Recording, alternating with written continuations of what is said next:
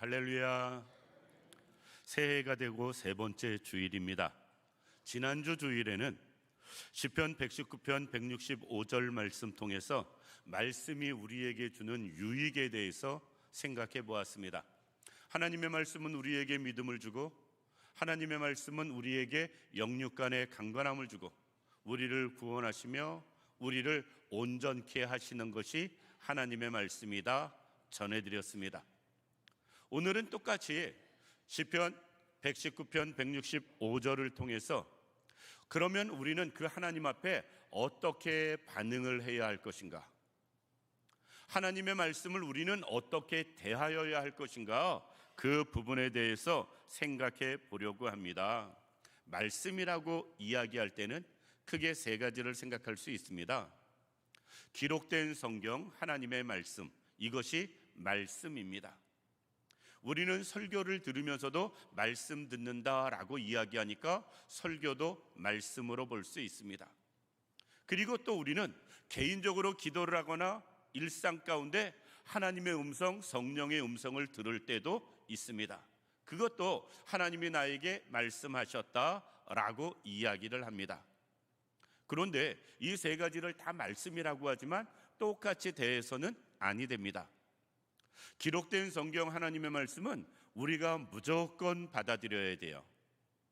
내 마음에 맞든지 안 맞든지, 내 상황에 맞든지 안 맞든지 기록된 하나님의 말씀 성경은 무조건 그것은 하나님의 말씀으로 받아야 됩니다. 그런데 설교는 조금 다릅니다. 설교를 무조건 하나님의 말씀이라고 말하기에는 여러 가지 문제가 있습니다. 왜? 우리가 설교를 통해서 성경과 일치되지 않은 이야기를 할 때가 있고요, 경우에 따라서는 설교자 개인 생각이나 주장을 말할 때도 있습니다. 그래서 설교는 성경을 통해서 검증해 봐야 돼요. 진짜 성경적인가?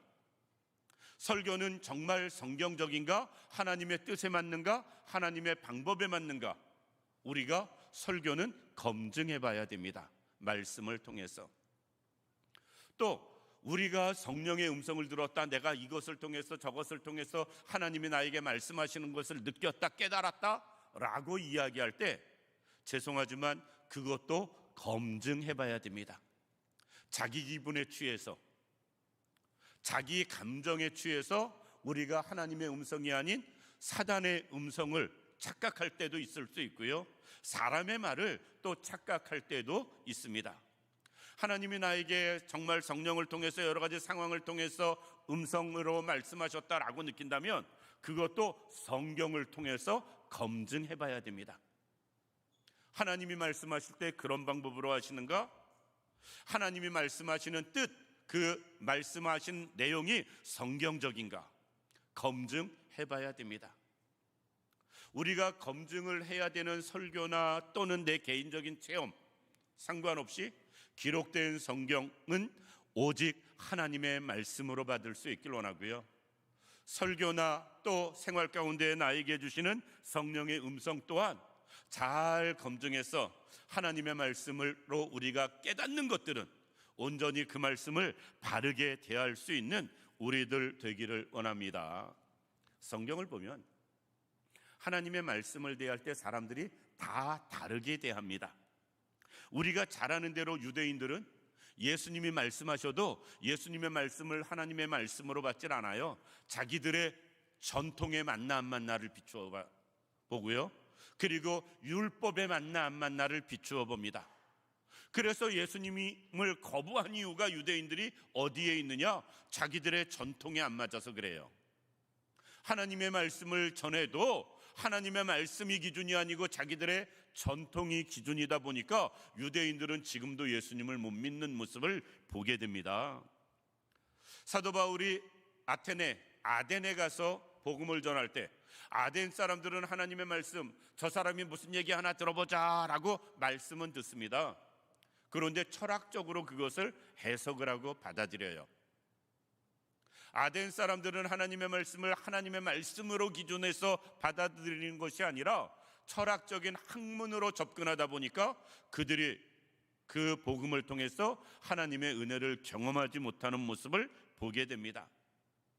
우리가 잘 아는 대로 빌라도나 또 사도 바울을 재판하는 베릭스 같은 총독들은 하나님의 말씀을 전해도 정치적인 이익에 연결시켜서 정치적으로 도움이 되냐 안 되냐로 받아들입니다. 빌라도가 예수님이 죄가 없음을 알고도 군중에게 내어놓고 십자가에 못 박게 한 이유가 무엇이냐? 그래야 정치적으로 유익하다고 생각했기 때문에 그렇습니다. 베스도나 벨릭스도 사도 바울을 재판하는 모든 과정 가운데 그가 무죄한 것을 알았어요. 그럼에도 불구하고 그들이 그 재판을 질질 끌면서 뇌물을 받을까 기대했고요. 그리고 정치적으로 어느 게 유리한가 거기에 판단하는 모습을 볼 수가 있습니다. 하나님의 말씀을 받아도 다 하나님의 말씀으로 받는 사람이 그렇게 흔하지 않다. 경우에 따라선 우리가 잘 아는 요나가 하나님의 말씀을 직접 듣습니다. 명령을 받아요. 사명을 받습니다. 그런데 그는 그것을 행하지 않습니다. 왜? 민족적인 감정을 거기에 대입을 시킵니다. 니느웨는 우리나라하고 원수나라, 거기는 멸망받아야 할 나라, 민족적인 감정을 대입시키고서 하나님의 말씀을 듣질 않습니다. 많은 사람들이 하나님의 말씀을 대할 때에 전혀 다른 기준, 전혀 다른 상황, 자기들의 입장에서 하나님의 말씀을 대하는 모습 볼 수 있다라는 것이에요. 그런데 성경에 보면 베레아 사람만이 하나님의 말씀을 하나님의 말씀으로 받아들이고요, 설교를 들어도 그 말씀이 성경적인가 아닌가 다시 한번 되새겨보는 모습을 볼 수 있고요. 그로 인해서 그 베레아 사람들은 정말 데살로니가 사람보다도 더 신사적이었다. 즉 하나님 말씀에 더 고상한 모습으로 신앙생활한 사람들로 기록된 모습을 보게 됩니다. 똑같이 설교를 들어도 그 말씀이 은혜가 되는 사람이 있고 시험거리 되는 사람이 있어요. 내가 그 말씀을 어떻게 받냐에 따라 달라집니다. 하나님의 말씀을 들어도 그것이 나에게 생명이 되어지는 사람이 있는가 하면 오히려 해가 되어지는 사람도 있습니다. 하나님의 말씀이 나에게 복이 되는 사람도 있을 수 있고요, 오히려 화가 되어지는 사람도 있습니다. 내가 어떻게 대하느냐에 따라서 그 말씀이 나에게 능력이나 은혜나 복이나 생명이 될 수도 있고요, 그렇지 않을 수도 있다라는 것입니다. 따라서 우리는 하나님의 말씀을 바르게 대할 줄 알아야 됩니다. 그러면 하나님의 말씀을 어떻게 대하여야 되는가? 전제는 믿음으로 받아야 돼요. 지난주에 말씀드렸습니다. 하나님의 말씀은 우리에게 믿음을 준다고. 하나님의 말씀 없이는 우리는 신앙생활할 수가 없습니다. 그것을 믿지 못하면 아무 소용이 없기 때문에 그렇습니다. 따라서 우리는 하나님의 말씀을 대할 때 첫 번째 믿음으로 받고 대해야 됩니다. 이것은 살아계신 하나님의 말씀, 능력의 말씀, 나에게 주시는 말씀. 신약 성경이 기록된 지는 약 2000년 정도 되었습니다. 2000년 전에 기록된 말씀이 아니고 오늘 나에게 하시는 말씀으로. 구약 성경은 시대에 따라 좀 달라도 길게는 3400년 전에 기록됐고요, 그 사건은 그 내용적인 면에서는 더 오래된 내용들도 있습니다.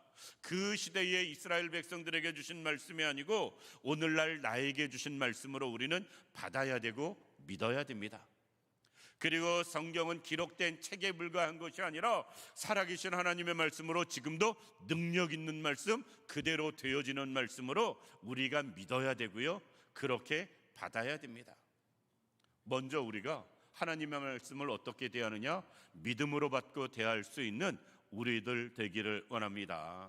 믿지 않으면 아무 소용이 없습니다. 히브리서 4장 2절에 이런 말씀이 있습니다. 그들과 같이 우리도 복음 전함을 받은 자이나 들은 바 그 말씀이 그들에게 유익하지 못한 것은 듣는 자가 믿음과 결부시키지 아니함이라. 하나님의 말씀을 들어도 믿음으로 연결시키지 못하면 아무 유익이 없다라는 것이에요. 내가 열심히 복음을 전했고 복음을 들은 그 사람들이 그 말씀을 믿음으로 결부시키지 아니하니까 아무 소용없었다, 유익하지 못했다라는 말씀입니다. 따라서 우리는 말씀을 어떻게 대해야 되느냐? 믿음으로 받아들여야 된다라는 것입니다. 이 자리에 있는 우리 모든 성도님들 한 분도 예외 없이 하나님의 말씀 성경은 믿음으로 받을 수 있는 모든 분들 되기를 원합니다. 그럼 믿음으로 받은 사람들은 구체적으로 성경을 어떻게 대해야 할 것인가? 첫 번째, 읽고 묵상하는 분들 되기를 원합니다. 성경이 하나님의 말씀이라고 이야기하면서 우리는 읽는 일과 그 말씀을 마음에 새기는 일은 거의 하지 않습니다. 제가 사람을 대하면서 이렇게 보면 5년 전, 10년 전 일들을 기억하는 분들이 계세요. 똑같이 난 그 자리에 있었는데 그걸 저는 기억을 못합니다. 야, 이분 나보다 머리가 엄청나게 좋네 생각될 때가 있어요. 여러 가지 일들을 세세하게 아주 구체적으로 오래된 일들을 기억하는 분들이 있습니다. 그런데 하나님의 말씀은 얼마나 기억하는가? 사람들의 대화는 순서, 내용 찾고 없이 기억들을 하는데 하나님의 말씀은 얼마나 읽고 묵상해서 마음에 새겨놨는가? 사실 전혀 그렇지 않은 부분들을 쉽게 볼 수가 있습니다. 교회를 몇 년 다녔다고 이야기합니다. 언제 직분받았다고 이야기합니다. 그런데 성경적으로 하나님의 말씀을 읽는 일과 그 말씀을 마음에 새기는 일은 영 아닌 분들이 있습니다. 죄송한 그렇다면 수십 년 신앙생활에서도 아무 유익이 없습니다. 어떤 직분을 받았든지 상관없습니다.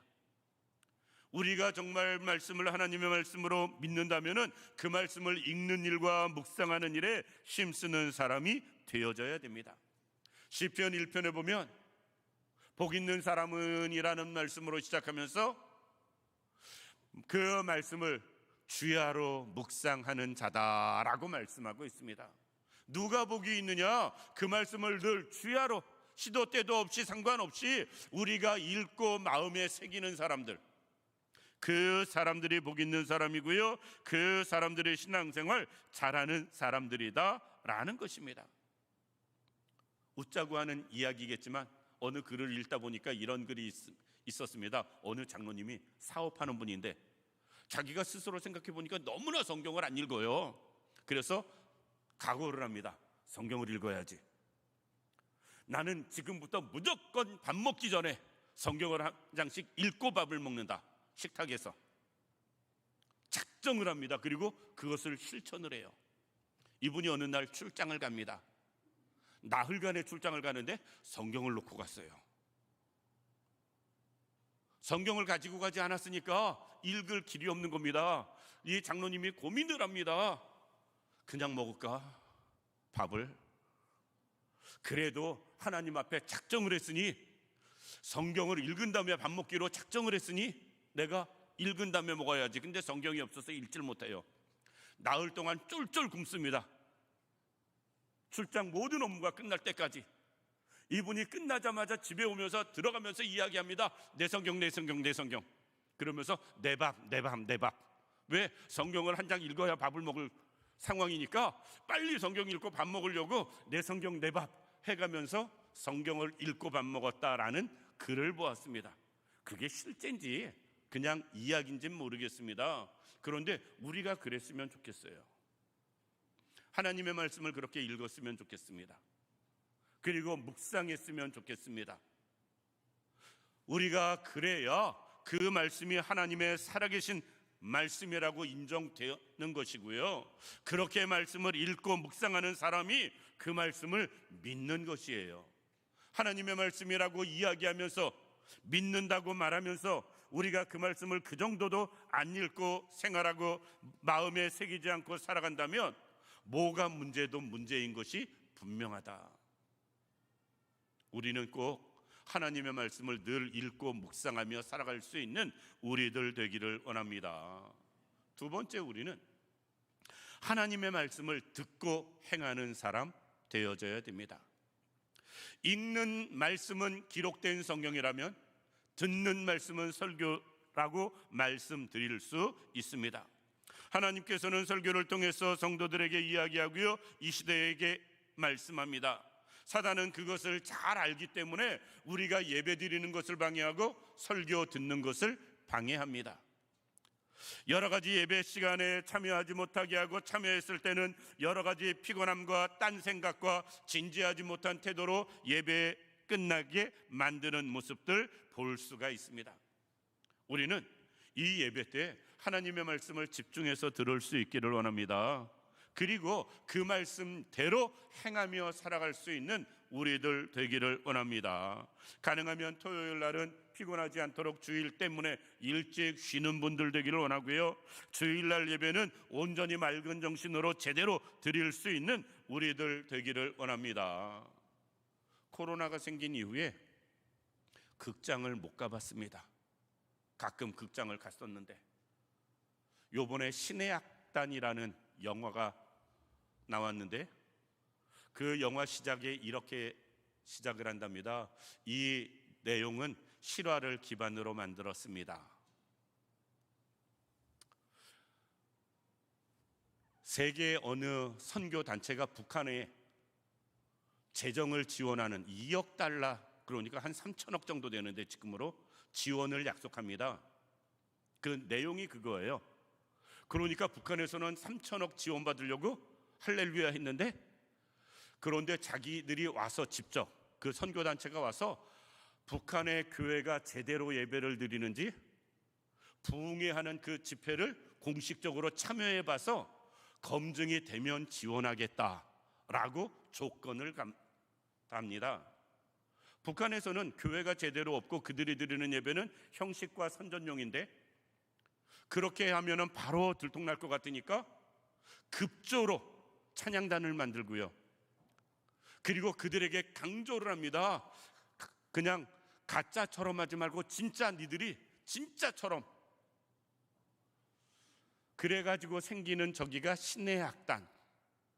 그런데 제가 그 영화를 안 봐서는 모르는데요, 이렇게 대충 줄거리 쭉 확인해 보니까 부모님 세대의 신앙생활 하다가 그 아들 세대의 신앙생활을 안 하던 아들이 그 악단의 악단장으로 선출되면서 억지로 마지못해 시작한 그 일이 그에게 신앙을 회복시켜주는 내용, 그런 내용으로 아는데 정확한지는 모르겠습니다.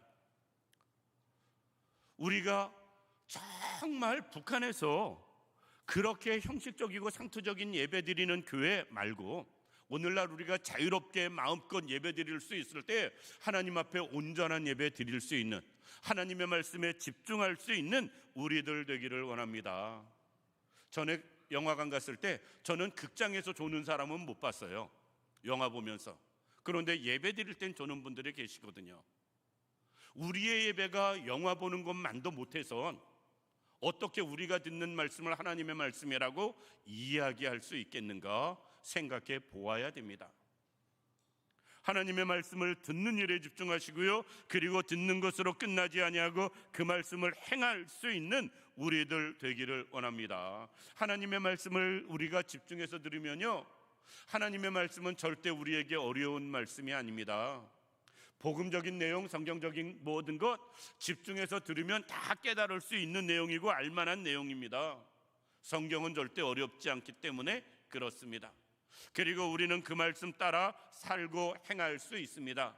하나님은 우리에게 우리가 못할 걸 시키시는 하나님은 아니시기 때문에 그렇습니다. 아무리 좋은 씨앗도 심지 않으면 소용없습니다. 아무리 좋은 말씀도 행하지 않으면 소용이 없습니다. 우리가 하나님의 말씀을 어떻게 대할 것인가? 하나님의 말씀을 우리가 듣고 행하는 사람 되어져야 됩니다. 최소한 믿는 사람이라면, 그 말씀이 하나님의 말씀으로 믿는 사람이라면 듣고 행하는 삶을 살아야 된다라는 것이에요. 마지막으로 우리가 하나님의 말씀을 어떻게 대할 것인가? 하나님의 말씀을 사랑하고 전하는 사람들 되어져야 됩니다. 오늘 본문에도 그렇게 말씀합니다. 주의 법을 사랑하는 자에게는, 하나님의 말씀을 우리가 사랑할 것을 말씀하고 있다. 그 사람에게는 큰 평안이 있고 장애물이 없으리이다. 여기서 장애물이 없다라는 것은 삶에 문제가 없다라는 겁니다. 하나님의 말씀을 사랑하는 자에게 하나님이 복 주시고 은혜로 인도하시는 삶을 말씀하시고 있습니다. 일제시대 때 우리나라 독립운동하던 분들이 보편적으로 국내에서 독립운동을 못하고 많이 중국으로, 러시아로 넘어가서 독립운동 활동한 분들이 많이 있습니다. 그런데 국내에서는 독립운동을 할 때 어디가 제일 요람이었는가 묻는다면 YMCA 회관이었어요. YMCA 회관이 그 건물을 중심으로 그곳에서 이렇게 독립운동가들이 많은 활동을 했는데, YMCA 회관은 미국 사람이 우리나라에게 지어줬습니다. 1908년도에. 우리나라가 나라가 그 모양인데 그런 건물질, 더욱이 YMCA 그런 알지도 못하는 단체, 만들어지지도 아니한 상황에서 누가 할 수 있겠어요? 그런데 미국의 사업가 한 분이 YMCA 건물을 건축해 줍니다. 그분 이름이 워너메이크예요. 이름을 아는 분들은 알 겁니다.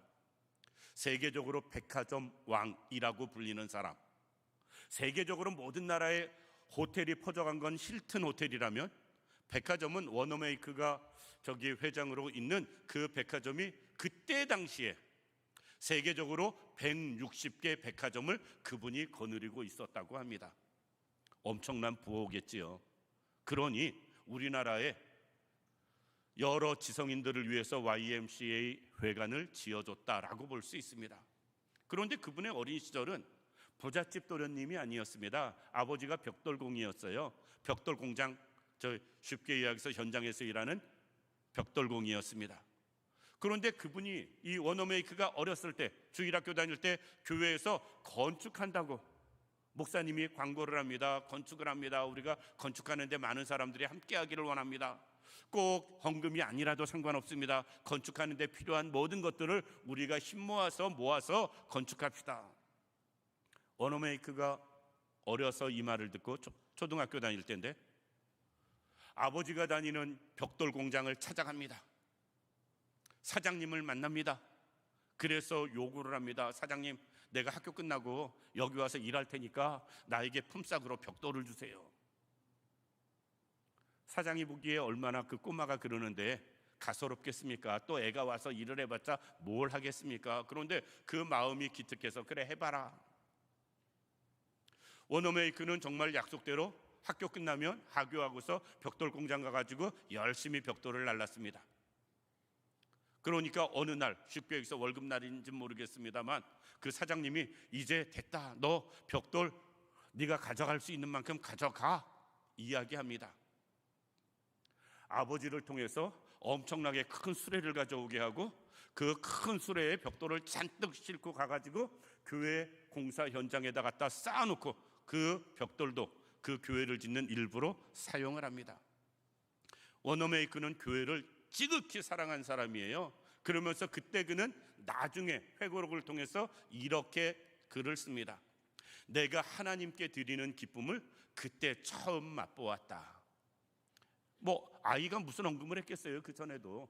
그런데 벽돌 그렇게 해서 하나님 앞에 드릴 때 기쁨을 처음 맛보았다. 그 워너메이크의 또 다른 특징은 성경을 지극히 사랑한 사람이었습니다.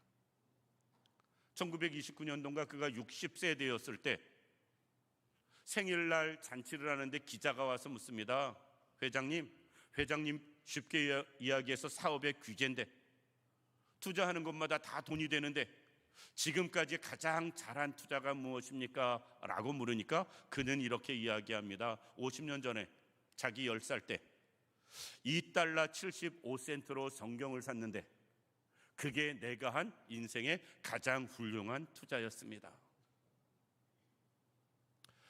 그 글을 읽으면서 그 생각을 해봤어요. 우리 주일학교 애들이 자기 돈 주고 성경책을 산 애가 있을까?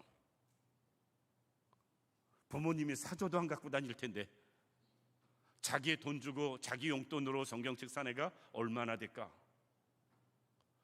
$2 75센트, 지금 돈으로 굳이 말해봤자 5,000원도 안 되는 건데, 그때는 또 돈 가치는 달랐을 수 있는데 지금 시세로 따져도 5천 원도 안 돼요.